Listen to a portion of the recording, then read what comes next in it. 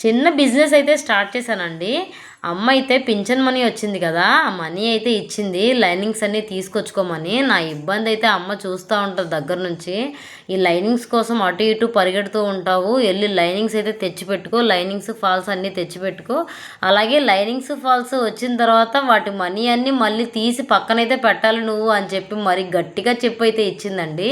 ఈ టైలరింగ్ ఫీల్డ్‌లో ఈ లైనింగ్స్ బిజినెస్ అనేది చాలా బాగుంటుందండి నాకు తెలిసిన వరకు. ఎందుకంటే బల్క్లో అయితే లైనింగ్స్, ఫాల్స్ తెచ్చుకుంటే ఇంకా బాగుంటుంది. నేనైతే కొంచెం మనీతో అయితే ఇట్లా అయితే తీసుకొచ్చుకున్నాను.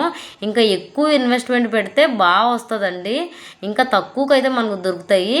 ఈ టైలరింగ్ ఫీల్డ్లో ఇదైతే బాగుంటుంది బిజినెస్.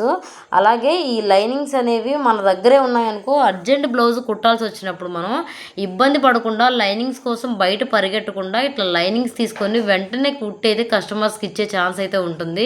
నేను కూడా లైనింగ్స్ కోసం అయితే చాలా ఇబ్బంది పడుతూ ఉంటాను. నా కస్టమర్స్ అందరూ అదే అంటారు ఫస్ట్, లైనింగ్స్ తీసుకొచ్చుకో పెట్టుకో నాగలక్ష్మి, ఎందుకు ఇంత ఇబ్బంది పడతావు అని అయితే అంటారు. ఫైనల్లీ మా అమ్మ అయితే ఆ పని అయితే చేసి